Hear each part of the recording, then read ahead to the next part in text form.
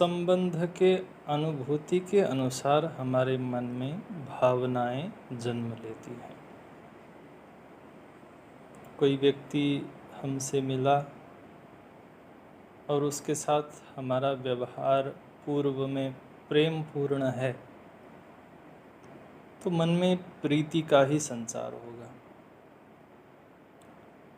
कोई व्यक्ति जिसके साथ हमारी दुश्मनी है, अगर वह मिला, वह दिखा, तो उसके साथ द्वेष भावना का ही संचार मन में होता है।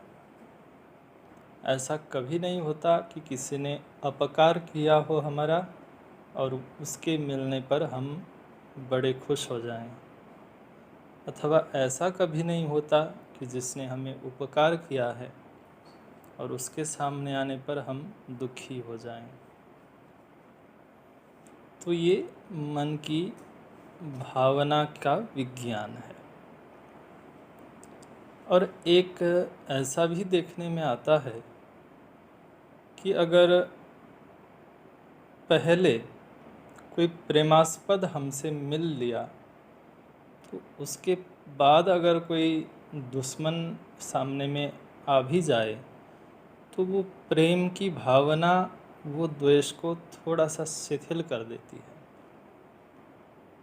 और कोई दुश्मन पहले मिल जाए और प्रेमास्पद बाद में मिल जाए, तो फिर ये जो द्वेष की भावना है वो प्रेम का आनंद लेने नहीं देता है, थोड़ा सा कम कर देता है उसको।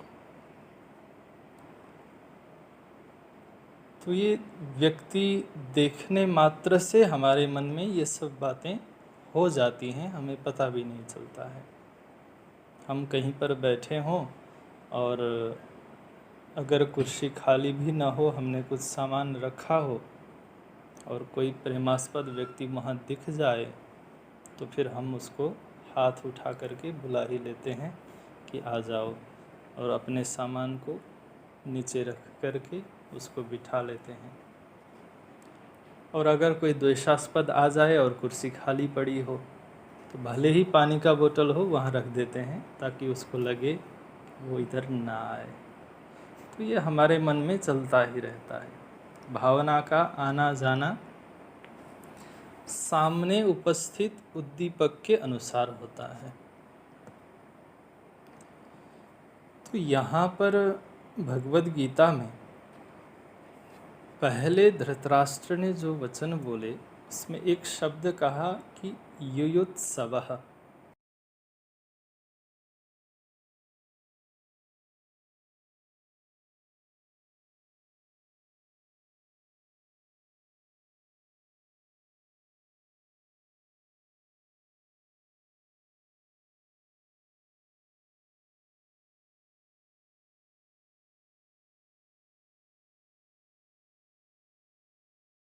दोनों ही सेनाओं के मन में एक ही बात है, युद्ध।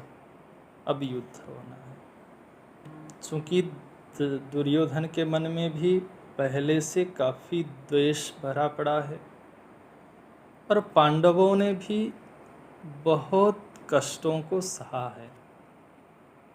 अब दोनों ही पक्ष चाहते हैं कि युद्ध होवे और बात निर्णय हो जाए।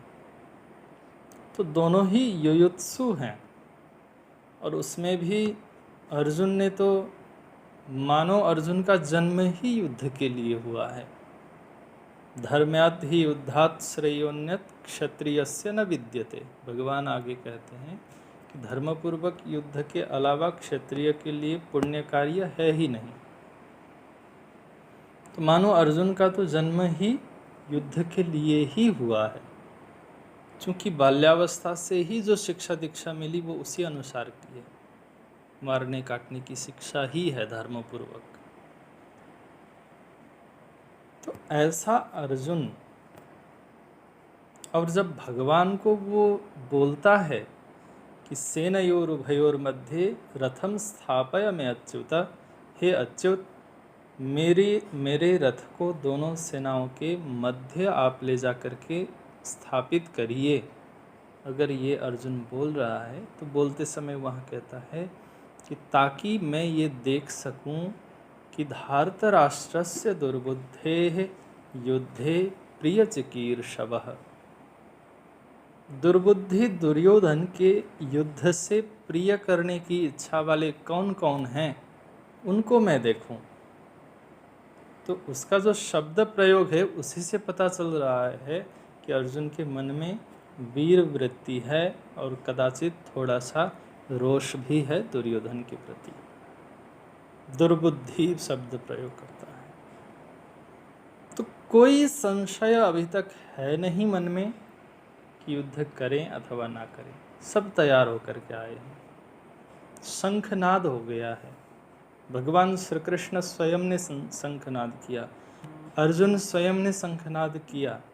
ये सब होने के बाद जब अर्जुन के कहने से भगवान रथ को ले जा कर के दोनों सेनाओं के मध्य में और उनमें भी भीष्म द्रोण प्रमुखतः सर्वेषां च महीक्षिताम्, सभी राजाओं के मध्य उसमें से मुख्य रूप से भीष्म और द्रोणाचार्य जी के सामने ले जाकर के भगवान ने रथ को स्थापित कर दिया। ऐसा लगता है कि कभी न कभी युद्ध में तो सामना होना ही है और कदाचित युद्ध शुरू हो जाए और उसके बाद जैसे ही भीष्म पितामह आए और उस समय अर्जुन रथ छोड़ करके भाग जाए तो ये तो और ज़्यादा विभत्स दृश्य होगा। तो शायद भगवान ने सोचा होगा कि पहले ही ये काम निपटा लेते हैं। तो युद्ध से पहले ही वो चाहते तो दुर्योधन के सामने ले जाकर के खड़ा कर सकते थे। तो दुर्योधन के सामने खड़ा करते तो दुर्योधन ने जितना सताया है वो सब याद आ जाता अर्जुन को। दुर्योधन को देखने मात्र से अर्जुन के मन में वीर वृत्ति और ज़्यादा उद्दीप्त हो जाती। लेकिन भगवान ने क्या किया कि भीष्म द्रोण प्रमुखतः, चूँकि कभी न कभी तो युद्ध होना ही है उनके सामने, इसलिए भगवान ने मानो करुणापूर्वक भीष्म द्रोण प्रमुखतः भीष्म पितामह और द्रोणाचार्य जी के सामने में ही ले जाकर के रथ को स्थापित कर दिया। तान समीक्षस कौन्तेयः सर्वान् बंधून् अवस्थितान्, उन बंधुओं को देख करके अब अर्जुन के मन में भावना बदल गई। अभी तक जो शौर्य वृत्ति थी, अभी तक जो एक वीरता थी, अब वह करुणा में परिवर्तित हो गई, स्नेह में परिवर्तित हो गई, पूज्य भाव आदर भाव उसके मन में आ गया। तो जिससे कि अब अर्जुन कहने लगा दृष्ट्वेमं स्वजनम, इन स्वजनों को देख करके मेरा तो गांडीव धनुष भी हाथ से गिर रहा है, संभल नहीं रहा है और शरीर में कंपी छूट रही है। मुखम च परिशुष्यति, मुख भी सूख रहा है, मैं तो युद्ध नहीं कर पाऊंगा।